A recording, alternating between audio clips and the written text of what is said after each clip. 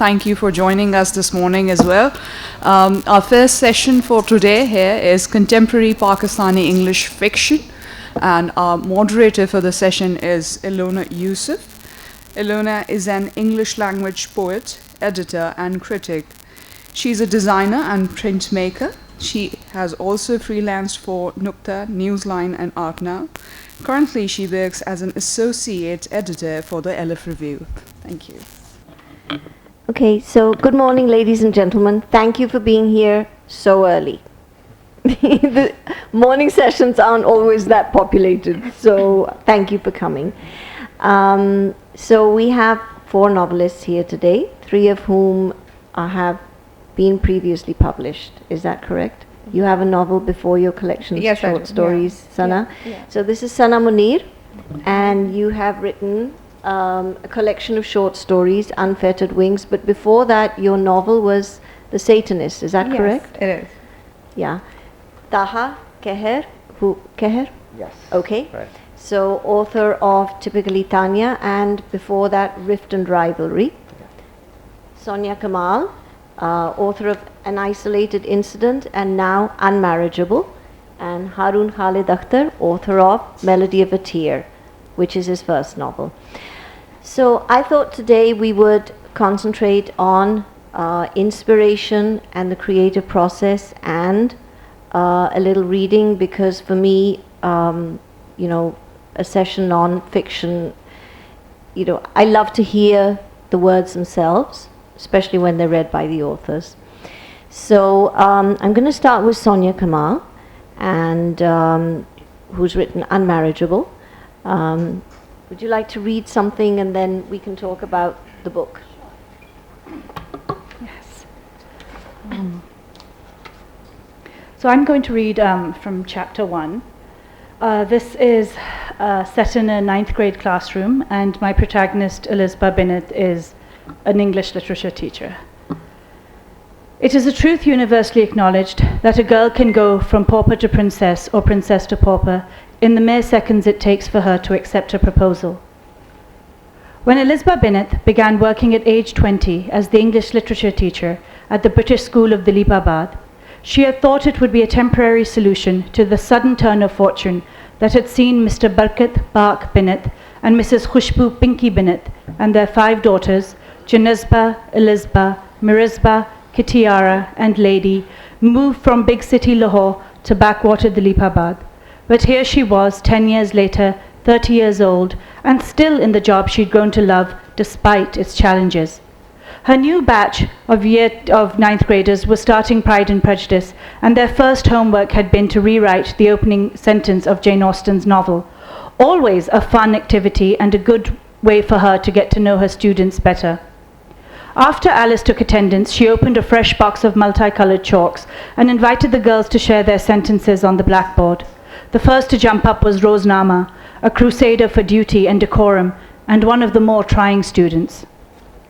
Roznama deliberately passed the colored chalks for a plain white one, and Alice braced herself for a reimagined sentence exalting a traditional life: marriage, children, death.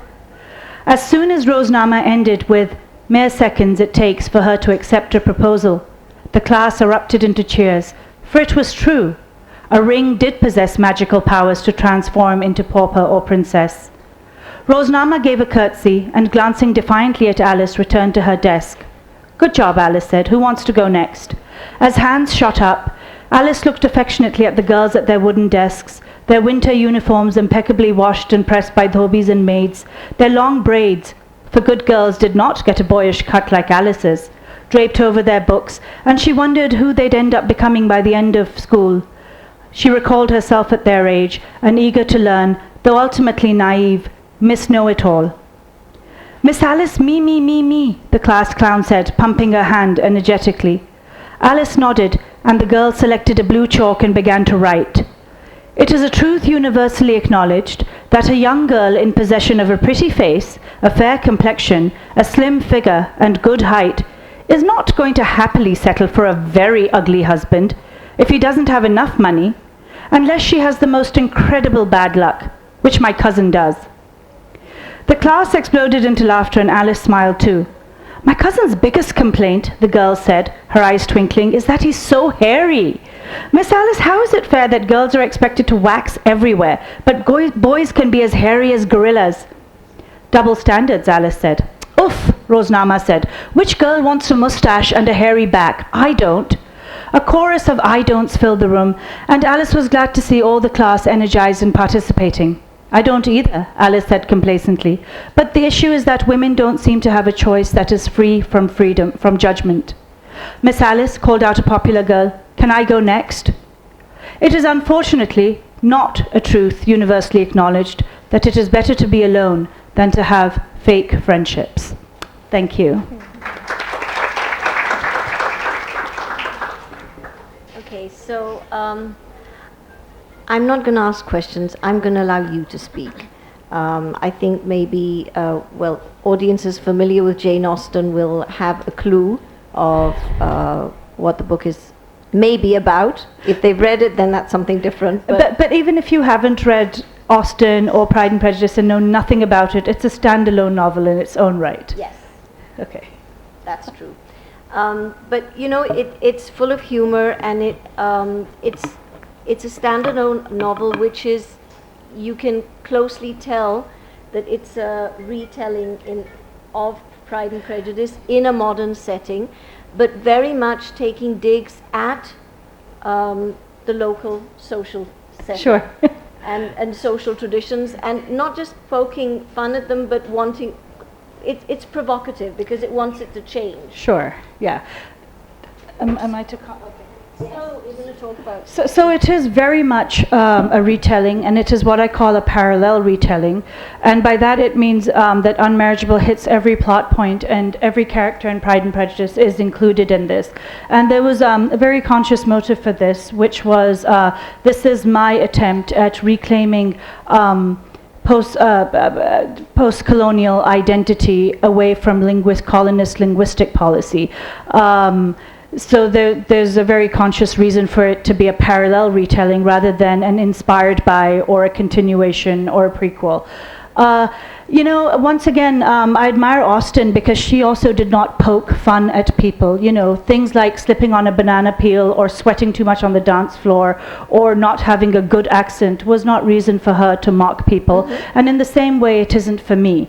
What Austen does, and I very much hope I've done too, is to take digs at the institutions that give birth to people and silly ideas where class and status consciousness and stuff play such a huge role, as they did in England and continue to do, and also very much in Pakistani society also. So it was very much an attempt to look at class, language barriers, identity issues, as well as have a bit of fun while doing it without making fun of people, but definitely pointing towards the institutions which give birth to silly notions.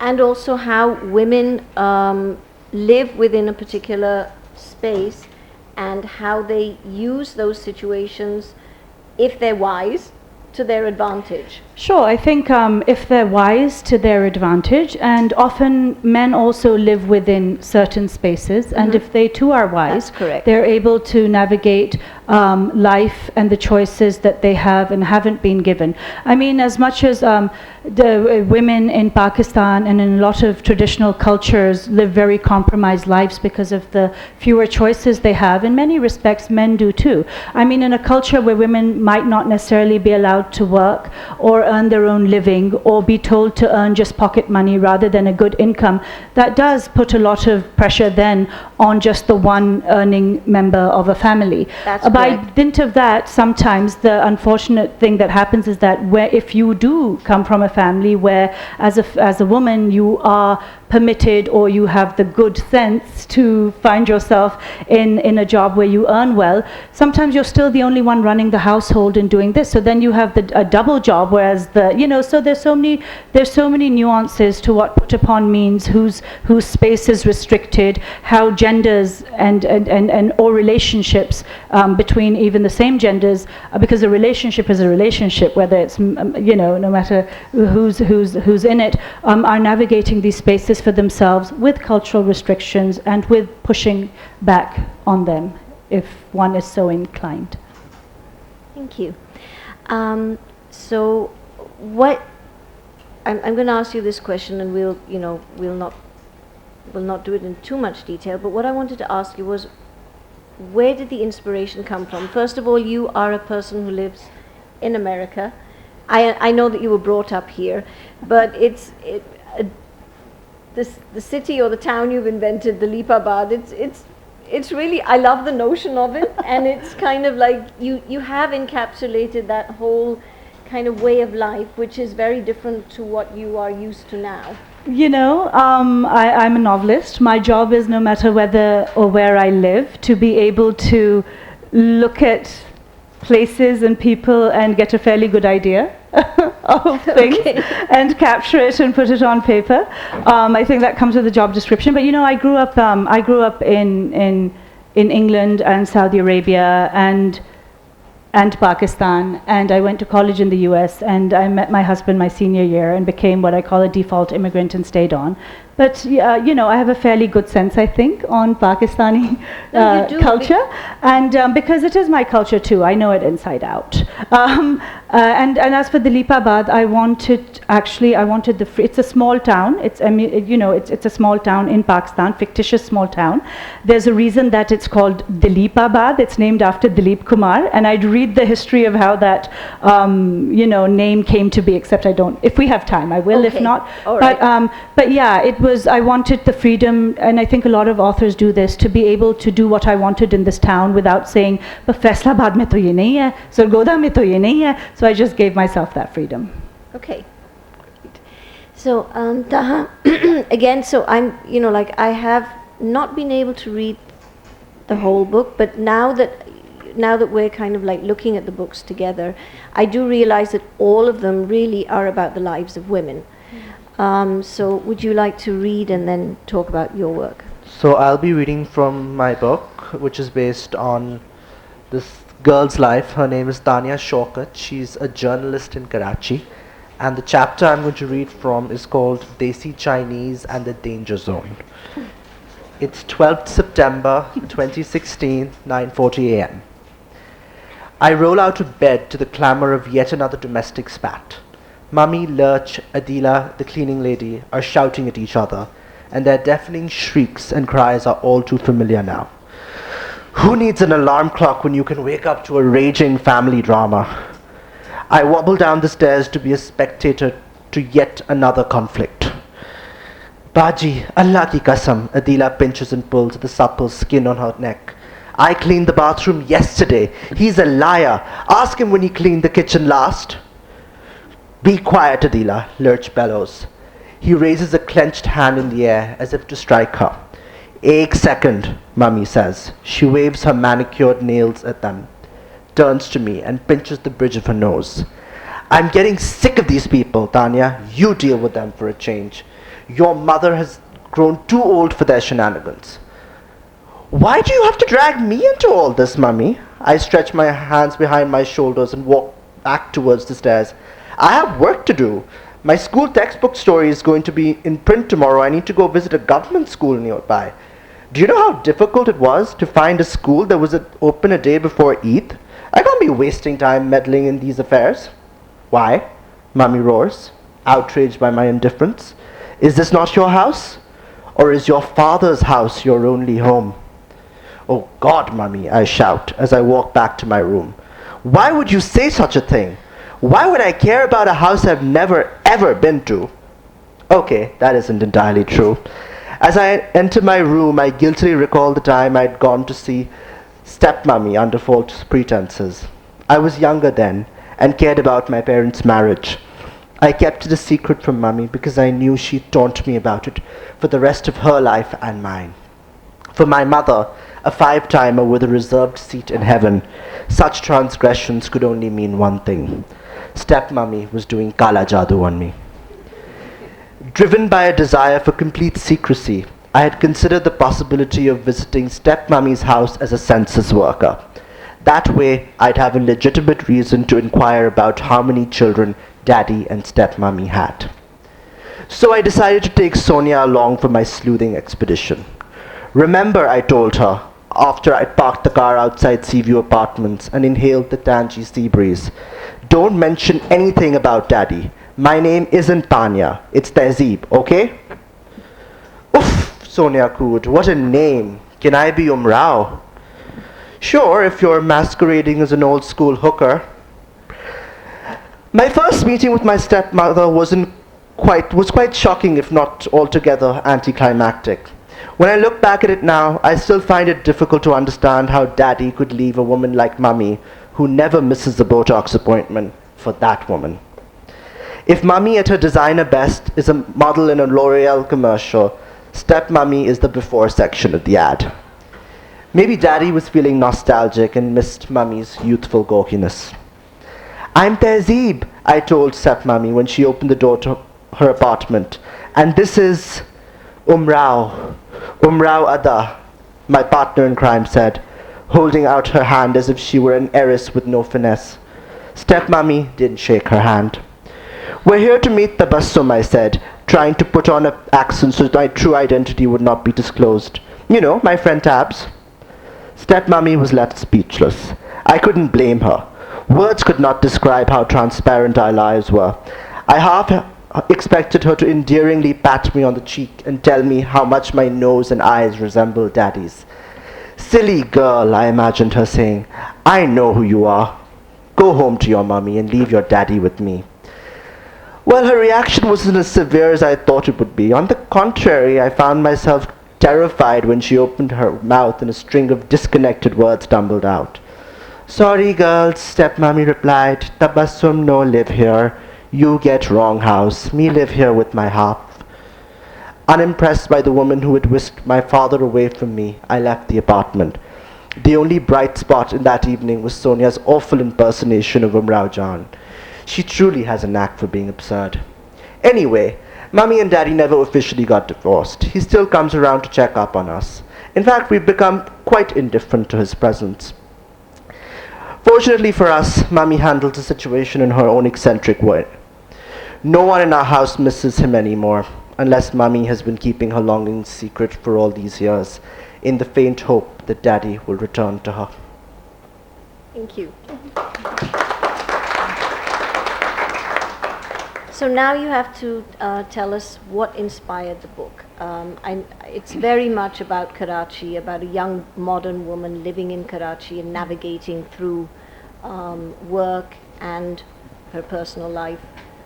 The story has its genesis in the newsroom. I was, back then in 2016, a sub-editor at a newspaper in Karachi, and this I don't like calling it a voice, but just this thought came to my mind of this woman saying, I can't trust these Kareem chauffeurs, Kareem, the ride-hailing cab service.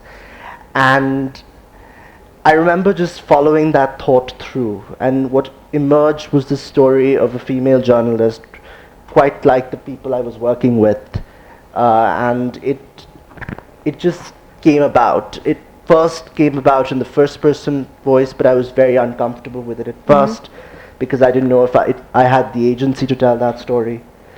And then I attempted a third-person narrative, which I struggled with because it compromised her voice.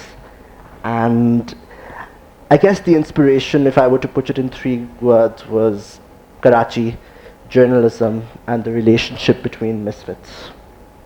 Okay. And by misfits, I mean people who belong but don't, in a city that is as chaotic as, perhaps a city that is in the emergency room, in a state of recovery, Right, maybe. yeah. So that's primarily what the inspiration was. And so you talk about like writing it in the first person, then the third person, then coming back to the first person, whereas Sonia, you told me that this book kind of not wrote itself, but No, it did. I just sat there and the computer just did its little thing itself. What I mean is, like you said, no. your first book was like a long time. Yeah, in my the first making. novel, An Isolated Incident, took 10 years to write, and this one I had a deadline of 2 months to deliver this. So yes, I wrote this in 2 months. Well, you know, it happens like I didn't mean to say anything wrong, but you know, like sometimes you write something and it, you know, you labor over it, right? So like you're talking about, in a way, laboring with how to make it as true as possible, or as, let's say, as a work of, let's say, art, writing, whether it's visual or it's verbal, it has to be kind of effortless, right? So in your case, it was coming slowly, right? Whereas with you, it was like some things are easier than others. It's like when sometimes I write a poem and it takes ages to germinate, and some just seem to kind of happen, which is rare, very rare. I guess the intention with me was to sound effortless as well, because it was conversational and had to mirror the style, a conversational style of a woman who would speak like this, who would be sarcastic, funny, irreverent in her own way, but still very, very human. Mm-hmm. So the point was to sound as effortless as possible. Right. So Sana, can you talk about your short stories? And I would also like to know, like, first of all, your first book was a novel, and this one is short stories, which I'm told are sometimes harder to write than long form. Yeah. What? No. What? What? I don't know. I'm told that. Everything is hard to write in its own way. They are quite difficult to write, actually. You want me to read first, or Yes, should I please. Okay, all right. All right, so this is my book. It's titled Unfettered Wings. It was published last year. It's a collection of short stories, and there are 10 stories in it which showcase around 12 or 13 women. And all of the stories I've made a very conscious effort to place all 10 stories in different geographical locations of Pakistan. So there's Waziristan there's the desert of Balochistan that is bordered by Sistan in Iran, there's KP, and of course the urban cities, the stories of the urban cities that we so like to tell and read and enjoy. So I'm going to read one page from the first story, which is set in 1947. As cliche as it may sound, it was inspired by the stories that I have been reading or I have been listening to since my parents were immigrants, both of them. And although all of the characters are fictional in the book, but I have tried my best to make the stories sound as realistic as possible and make the characters sound realistic as well. So you be the best judge. I'm going to read a page or two from here.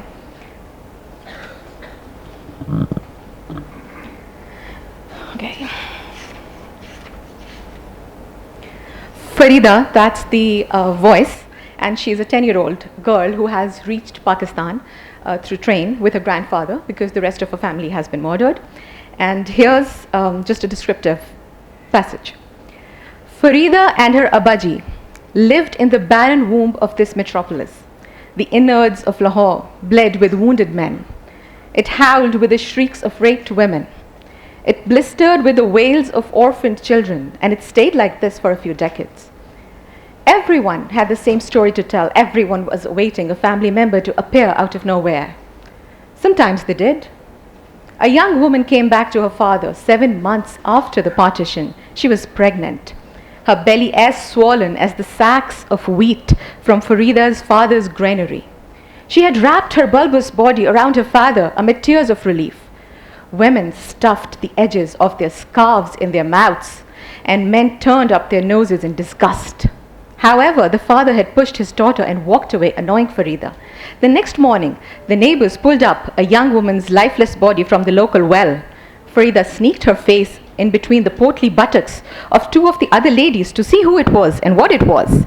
It was the same girl who had returned to her father the previous day.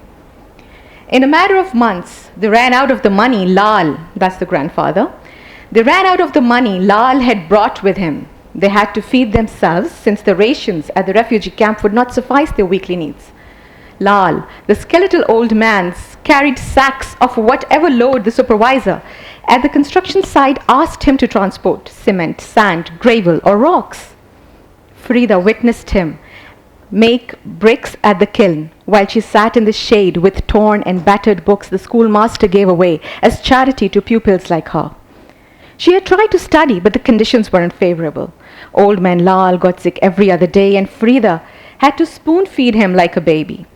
The winters had been frightening. Other than Jamal's blue kurta and the latta shalwar, she had been bestowed with a sweater and a ratty blanket by the social workers. Lal had been a proud man for the early weeks of winter when he blatantly refused hand-me-downs. Later, when the fog became thick and cloudy and wrapped them while they slept in camp beds in the bare house they had been allotted, Lal had to finally swallow his pride. He accepted a worn-out tweed jacket, but it was too late. He was struck down with pneumonia, coughing all day and spitting blood at night.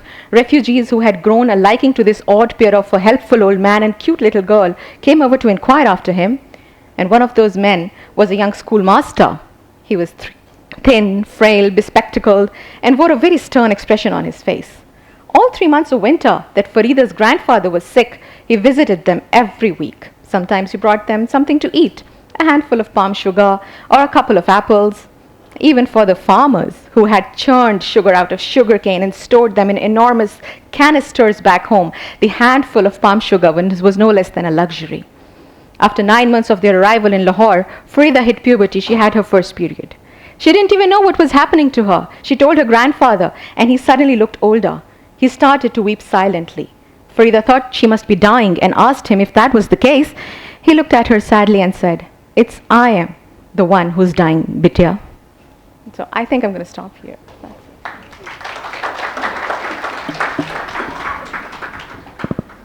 You know, the story I really liked was the one about the carpets.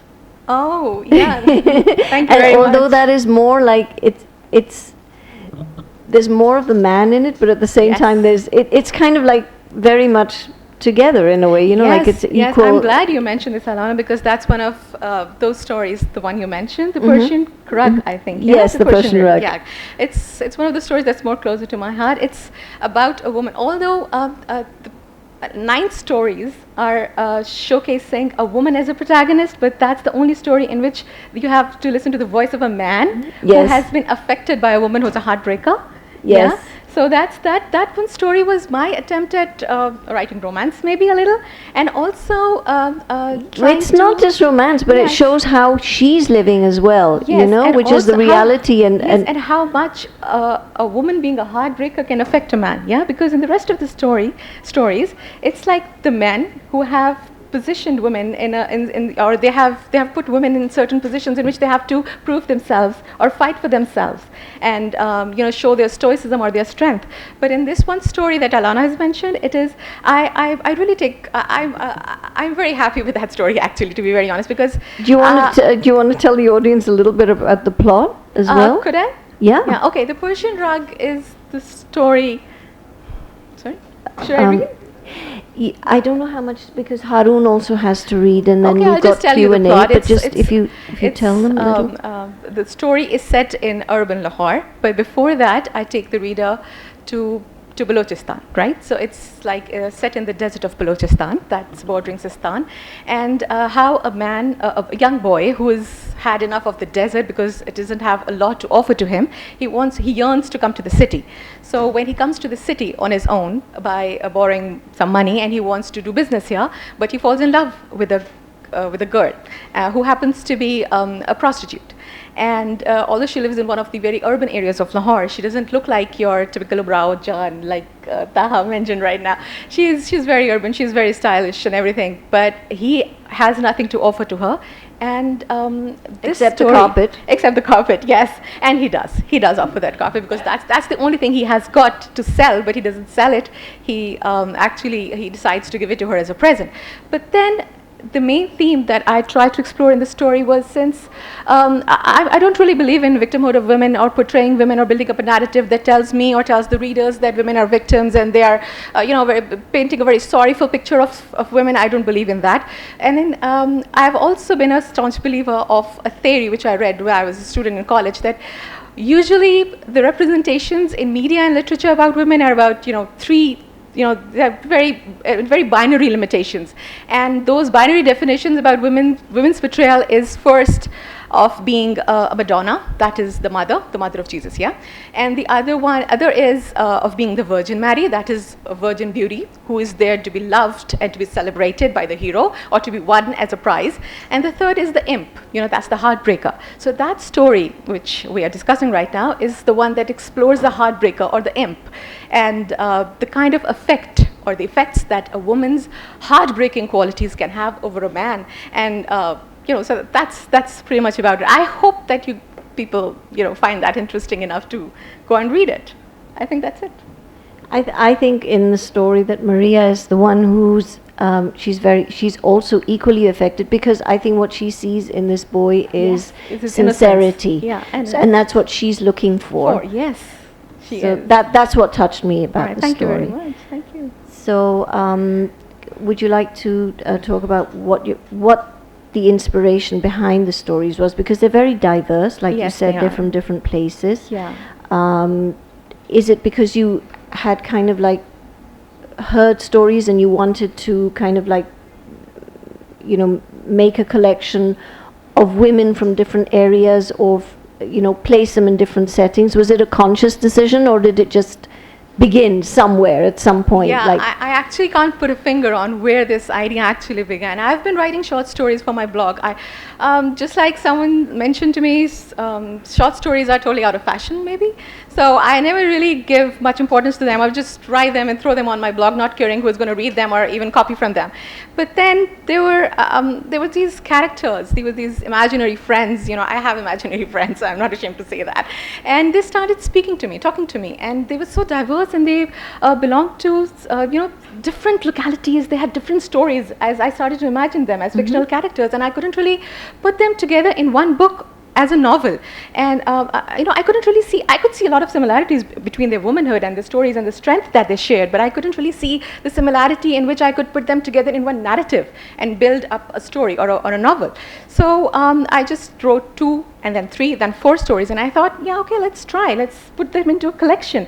So gradually, these stories started to write themselves, because there were 2 points that I had to work on. That was, first was the factual research, because I have not been to some of the places where I've written about, like Balochistan, I've not been there. Waziristan, I've not been there. The Hazara belt, I have been there, but very briefly. So I had to do some factual research to put the geographical location correct, the historical, cultural, social, political influences correct. So that was done. That was something that I had done my homework for when I was reading news or listening to news or something.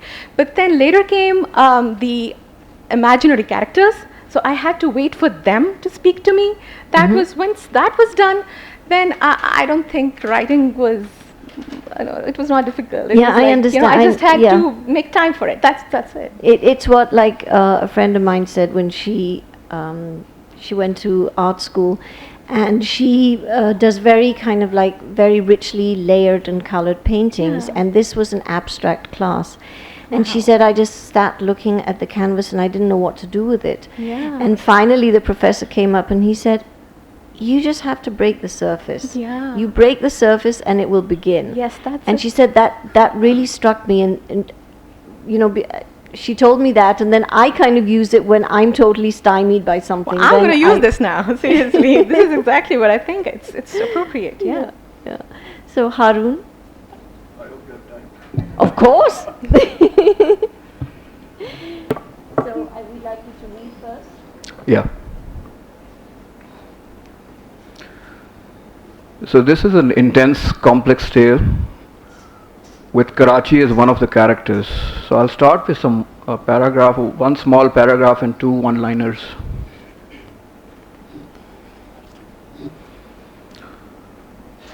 Having clearly run out of poses, Raju trudged away, finally disappearing into the smog of a passing minibus like a phantom. Always the beast devouring time, Karachi at times created ripples in space-time that made its scenes change abruptly, like a badly edited film, making apparitions out of everyday life, out of everyday people, amnesia out of nostalgia. And the main character is Zara. She's suicide prone. And Rashid, for you, this line is for you. Suicide prone Zara realizes that in order to die, she needed to live first. And then there's one-liner as well. You may disagree with this idea. It's one-liner that sums up the end of the novel, not giving too much away, by the way. Forgiveness is a sensation, not a process.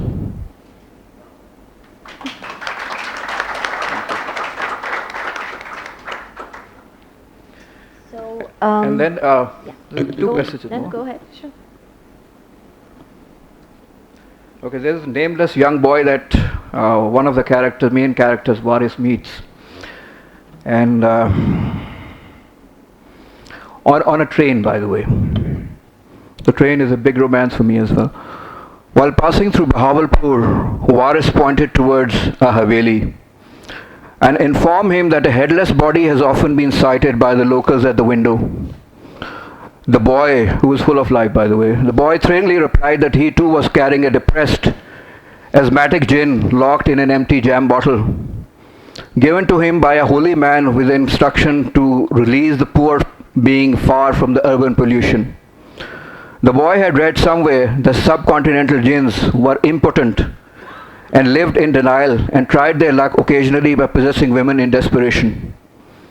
Not to be outwitted, Waris said to the contrary, he had read somewhere that most jinns in the region were practicing Muslims who converted en masse after being conferred minority status by Islam. Moreover, without body, they had no bodily urges, obviously, hence were above sex. Only atheist jinns that flew in from the west a few centuries ago possessed women for fun. Thank you very much. One last passage. Yeah, sure. This book has been drawn out of my subconscious.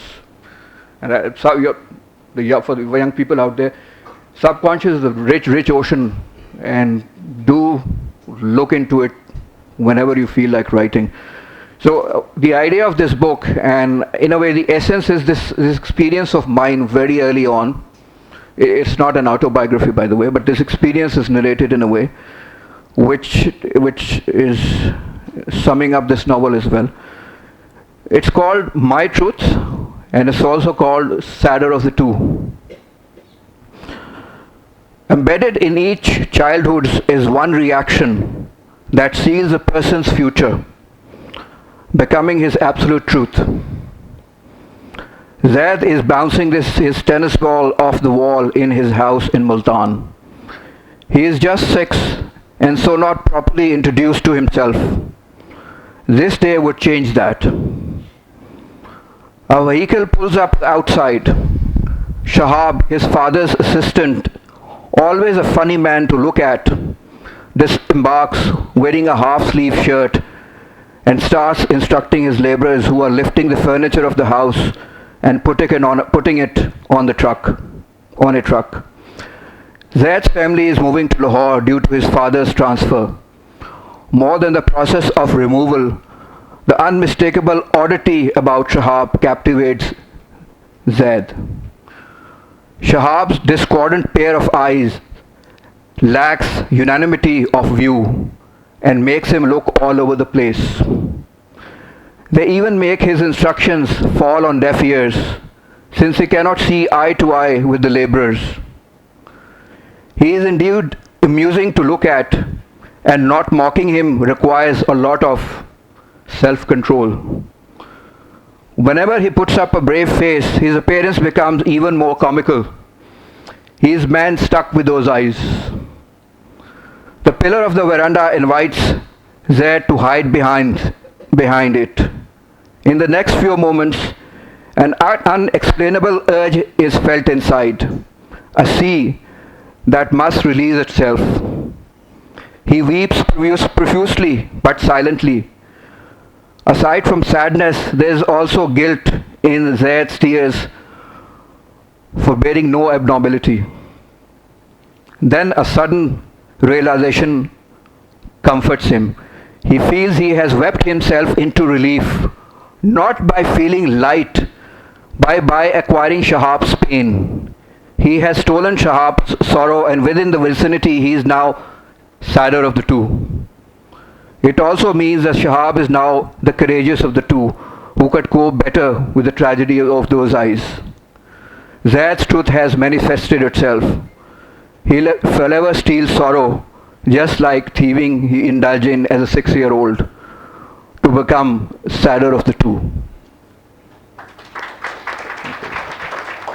Thank you very much. Again, I'd like you to talk a little about the book and what inspired you, because it's basically about sorrow and absorbing sorrow, as I understand it. But Yeah. I'm going to leave it to you now. Yeah, I think inspiration is, as I mentioned, I drew on my subconscious. I'm a collector of my moving moments. I try to cherish them. So this experience actually was discovered later on, but the moving thing about writing this novel was that I rated the element of compassion about people that you don't know of as really something very, very special and sacred. So I thought that can be built into a story. And like somebody else also said, I also initially it was third person narrative, but the main character is Zad, and it's all about his tears and his compassion. So I wanted him to be looked at from outside, from another person. So it turned out into a first person narrative, not of Zad, but of somebody else who can actually look from outside, Zad. observe and give a independent perspective on him. Right, right. So again, in your novel, in both your book and in Taha's book and in Haroon's, Karachi is very much a palpable presence, and although in very different ways. So would you like to talk about that a little? Or Yeah, I have a great romance with Lahore. I was born in Lahore, raised in Lahore. So Lahore has all the beauty, and we can ceaselessly talk about Lahore. And in comparison, Karachi is a very barren city. I don't know how many people have traveled there. But Karachi is barren, and Karachi no greenery. It's a rough and tough city. It's money oriented. But guys, that's what it is, and that's where you belong, and that's where your stories, your experiences have formed. So it's important. I would not say that you have to love something that's really bad, but all the environment and all the places that you have been raised on or raised within becomes part of you, so you kind of own them. So I have tried to own Karachi in the way that Karachi is. Mm-hmm. And again, the sorrow that you talk about is part of the city, I feel. A very inherent part, actually. Tragedies every hour, every minute on the road, in the houses. It's in a way a very uncared city. So what the manifestation that you see in the press about waste management and lack of it, that spreads to bigger areas as well. It's about the care, about indifference. Indifference defines Karachi very aptly. But within that indifference, there are people, breathing people with their lives and with stories and with their love as well. So this is a story inherently. It's a very intense tale of love, and that's happening in Karachi, and it can happen. Karachi can yield those tales. Yeah. And what about you, Taha? Like any city in Pakistan, Karachi is a city of contradictions. You have rich and poor people living side by side. My protagonist belongs to the relatively privileged set. She critiques them and she celebrates them at the same time. But as Haroon pointed out, these are narratives that exist side by side. You have the conflict, you have the uncertainty, the chaos. And on the other hand, you have people observing it at a glance, almost in their ivory tower. Yeah. Commenting on it in drawing rooms but not being able to relate to it, and that in itself is a story, maybe. Yeah, that is, because it is about the absolute divide between, let's say, the privileged and the underprivileged. Exactly. That it's not just a divide; it's kind of an isolation that, or that to a self-imposed isolation. Would you like to talk about publishing? Like in the sense that 3 of you have been published by Indian publishers. Soniah, because you're in the States, you've been published. No, not just because not just because I'm in the States. Okay, sorry. No, I mean, like, because the thing is that I think there's more, and again, you're going to be the better judge, that there is more of a publishing industry. you know, like in the States? Sure, but you have to. Interest. Sure, but your literary agent has to submit. So you write a novel, you don't submit it to publishers yourself. You have a middle person called a literary agent, who you don't pay. They take a commission on your book or your novel, short story collection, what have you, if they sell it, and they're the ones that submit to publishers. My literary agent submitted first to the US, and I was offered a contract within weeks, and so we went with the US. And had that not happened, then I would have progressively, he would have submitted to different countries. Is there anything that you want to say about editing? Does the editor have a say, or how does it work? In my case, the editor, of course, does have a say. They're there to edit your work and help it become the best possible storytelling it can be. But the author, at least I'm fortunate enough to always have last say in how I want the book to be there. And when Unmarriageable is set in Pakistan, it's set in several different cities. In the fictitious Dilipabad, it's set in Karachi, it's set in Lahore, it's set in Islamabad. There are characters from Peshawar. There's some mention about Balochistan. I tried to do as much as I could in here, give everyone representation. But you know, the editor does. The editors. I was very scared. I was scared that when it sold to the U.S., there was going to perhaps be an emphasis on exoticism, or there's marriage in this novel, you know. And I have to say, I was so pleasantly surprised and delighted when I was not asked to embellish anything. I was not asked to put more local color. I was not asked. There was no requirement on my part to do any of this stuff. In fact, I even told my editor, Anne Spire at Penguin Random House, I said, I was expecting this, and she said, no, I'm not going there. That is not our job. Is for you to tell the story you want to tell without going into those exotic things, which is very different from how it perhaps used to be, or some other authors' experiences. So I was very, very fortunate in that, because that would have been a problem for me, because I wanted to be authentic to Pakistani culture.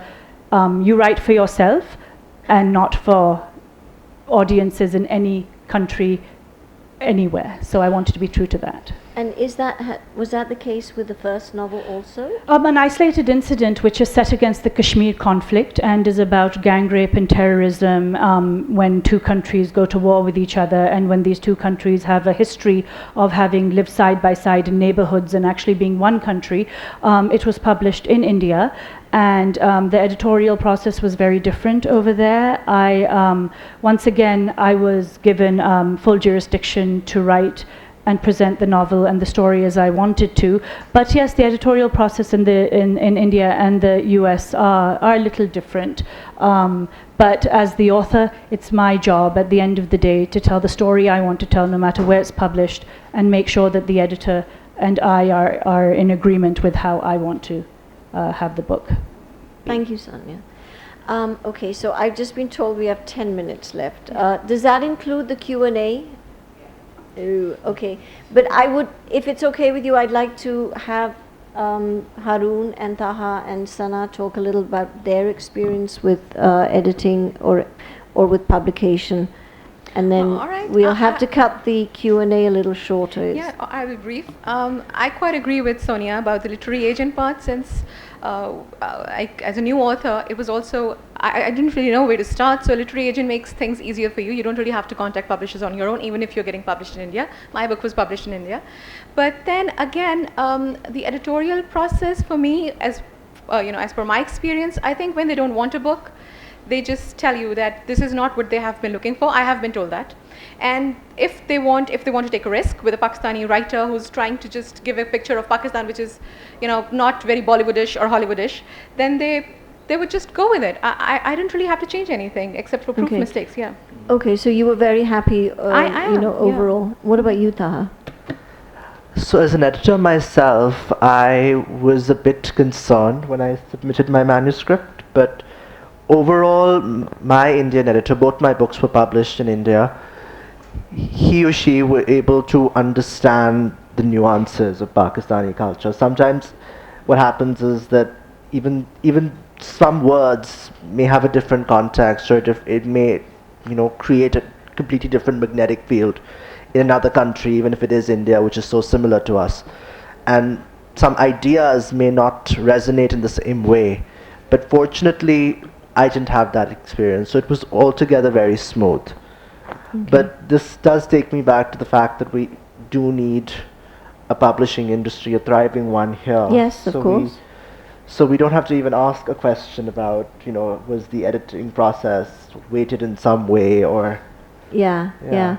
Well, that's a sad fact that, we don't have enough publishing houses, or publishing houses that take an interest in local fiction. That's a problem. What about you, Haroon? Interesting question.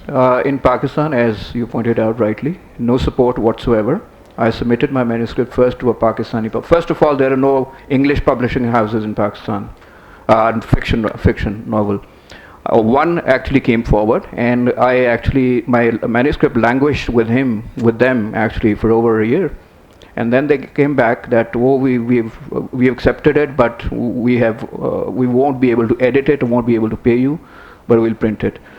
And I insisted on editing, and they said okay. After they took another 6 months, and then came back and said that okay, we have edited the first chapter, and you can follow the pattern for the rest of the novel.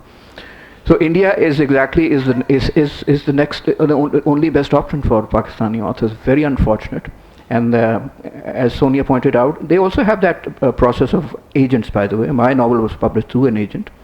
Very well entrenched industry in India, and they are supporting Pakistani authors very well, and very, very indifferent about the tensions that we see on the press. They treat you with great respect. They do proper editing, they pay you, and they distribute their books very well.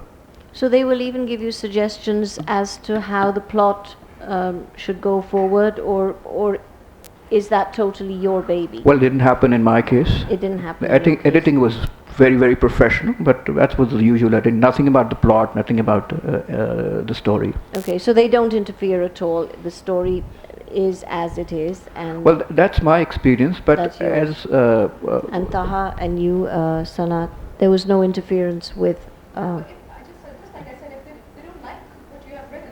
They're just going to be very straight. There are different types of editors, though. There's structural editing, which does look at plot.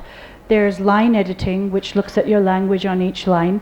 There's copy editing, which then sees that your facts are correct if there are any in there, and the time frame. If you said if your book begins on September, 15th.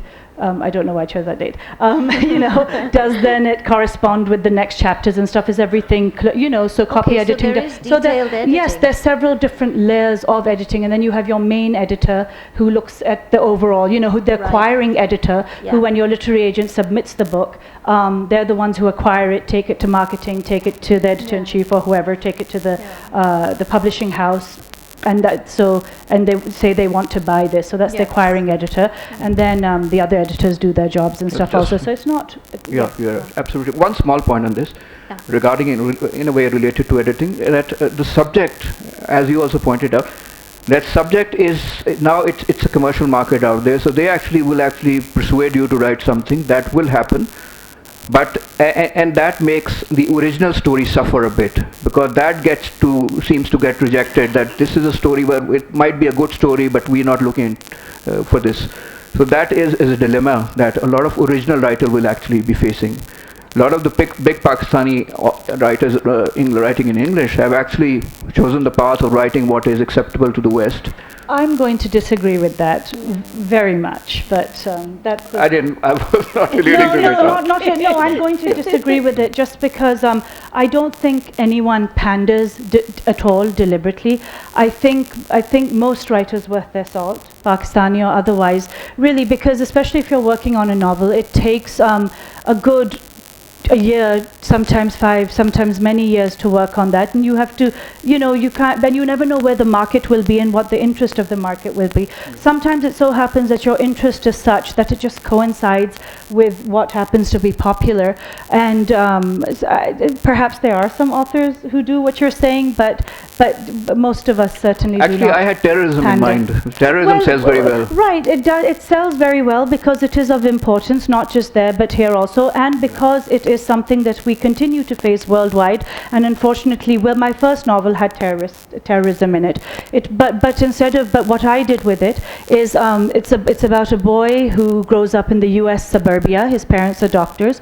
His father is a Kashmiri atheist. His mother is practicing Pakistani Muslim.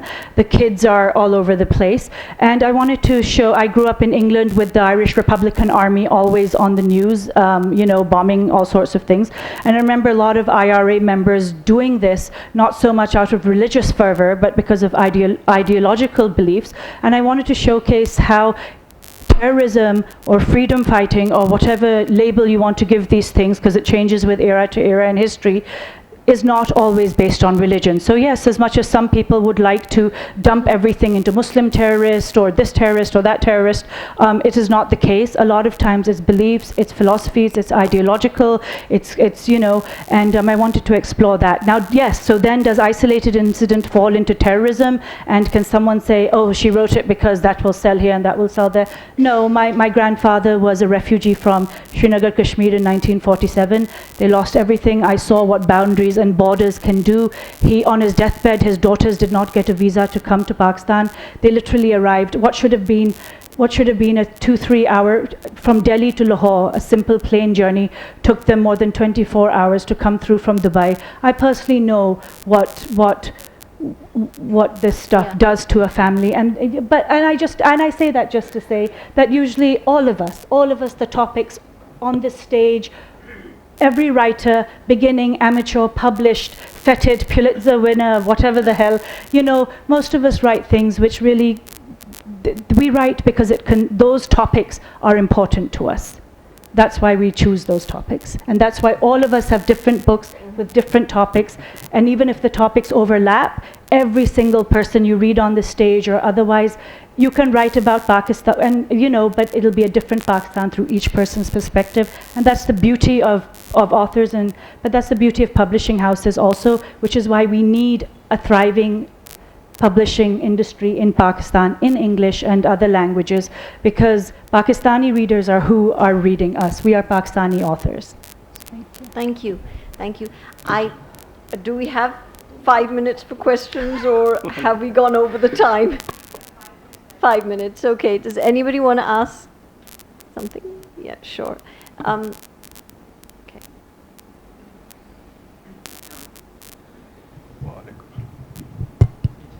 My question is all panel, that if a student wants to write a fiction, then what are the points and guidelines? And my second question is that, is there any Urdu novel you have? Thank you. Can I take this? Sure. You talked about Urdu literature. So we have very, very rich heritage and history of Urdu literature. And a lot of the Pakistani authors that have come forward, I know them personally, they have been actually raised on Urdu literature. Talk about Muhammad Hanif, talk about Nadeem Aslam, talk about Musharraf Ali Farooqi. My father himself was a writer, so I had that base, Urdu literature base. And your earlier question was, so Urdu literature is very, very critical to our society. That's one of the things that can enable us to beat the world outside, other than cricket. So we have to draw on that strength. Actually, a lot of the writers in English from the 70s also were very well versed in the vernacular as well as in English. So, when we talk about, or when there's this whole debate about the validity of English or writing in English, basically there is a divide or a certain resentment between each segment, those writing in English, those writing in the vernacular, whereas the writers themselves don't have that attitude and are well versed in both, usually. Yes. Okay, so you please first, and then because he raised his hand before. Sure. So my question is about authenticity of voice. You guys talked a lot about that. For instance, I've read a lot about Karachi. I've heard a lot about Karachi. but I've never lived there, so I don't know if I ever write about something like that, will I be authentic about it or will I not be? It's something that fascinates me, right? And that's just an example of a city that I want to write about. But how do you make sure that your voice is authentic when you're writing about something that you personally may not have experienced as such? Well, I think most writing works at two levels, which is the emotional story that you're telling, and then it's the setting and locations that you choose to tell them. With your emotional truths, hopefully that should not be a concern because you're drawing in from within. But with locations and settings, I have never been to Afghanistan. I have never been to a terrorist training camp. I don't plan to. I've never, you know, yeah.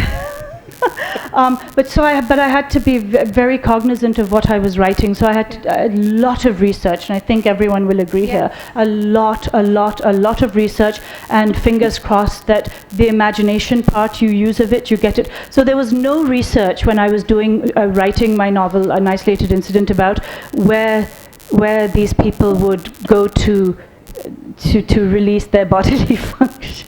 Like, I didn't know where they use the bathroom, right? I mean, they don't have bathrooms there. So I was like, okay, well, they're outside and stuff. And then you put two and two together. You sort of see similar locations. And you're like, okay, probably between boulders or something or the other. So, you know, you have to do a little bit of a lot of research, some extrapolation.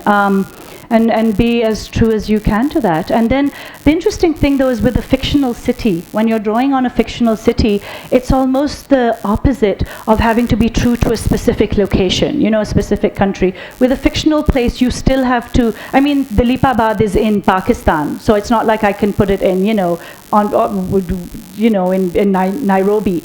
But so I had to be very authentic to Pakistan, but then I had the freedom, you know, I didn't have to worry about, well, is Churangi Lane here and is, you know, that Khoka over there. I could put it wherever the hell I wanted because I gave myself that liberty.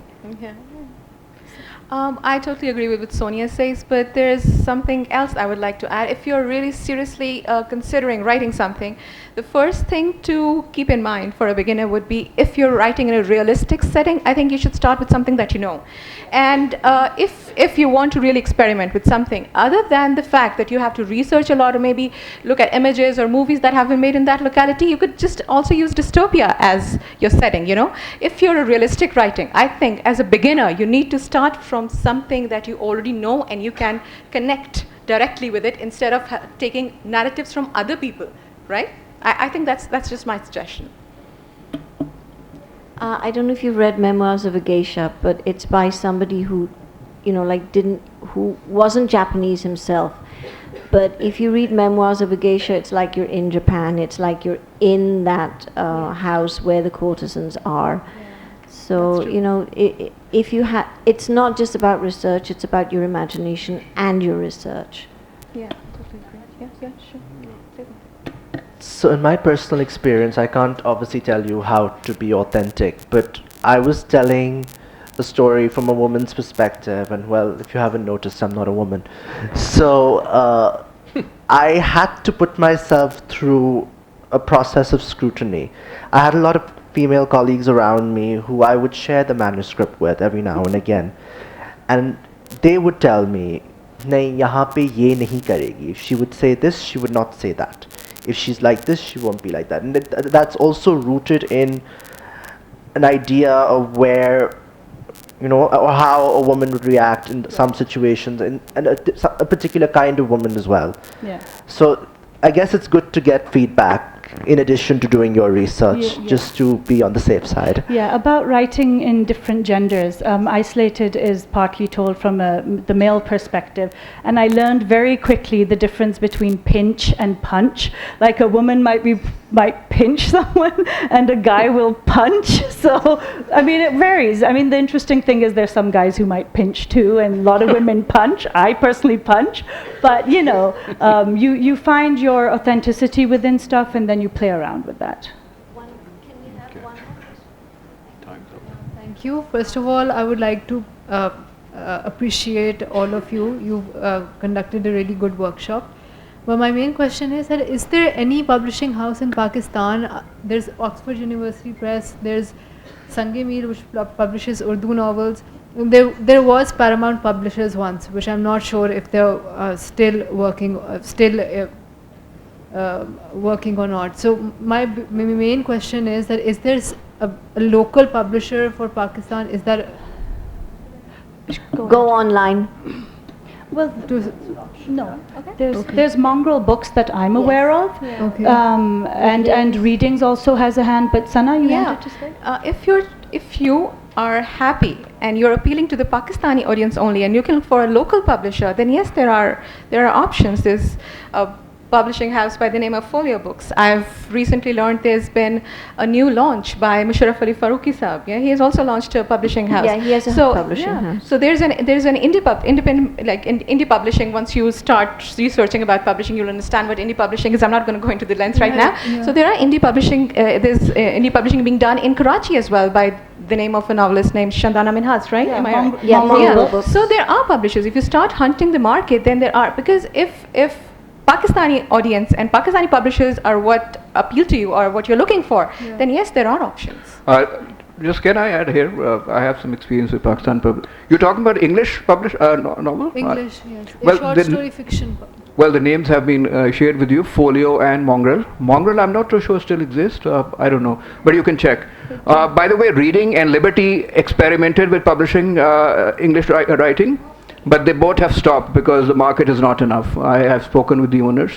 So the experiment hasn't quite worked. Unfortunately, the book readers are not coming for. There are a lot of readers. You will find a lot of readers even on Instagram. There are a lot of readers in Pakistan, but somehow it's not a sustainable business for people to actually go publishing. So Liberty and Readings have closed down. Folio, you can experiment. Urdu publishing on Sange Meal, then Feroz Sons is nearly wrapped up. There's Danial Publishing House where Muhammad Hanif's translation has been published from. So that can be an Urdu option. But Folio and Mongrel expect no advance payment and no proper probably editing either. And they're very limited. They publish one novel a year or something What like this. about distribution and marketing with them? Oh, that is also quite terrible. You will not get international distribution, but Liberty will be able to entertain Folio. I've seen Haris Khaliq's book published by Folio on Liberty Books. And I've also seen Mongrel published books at Liberty. So Liberty has the monopoly in Pakistan. So if you get hold of Liberty, hopefully you'll be able to get distribution in Pakistan, even through small publishing houses. Thank you so much.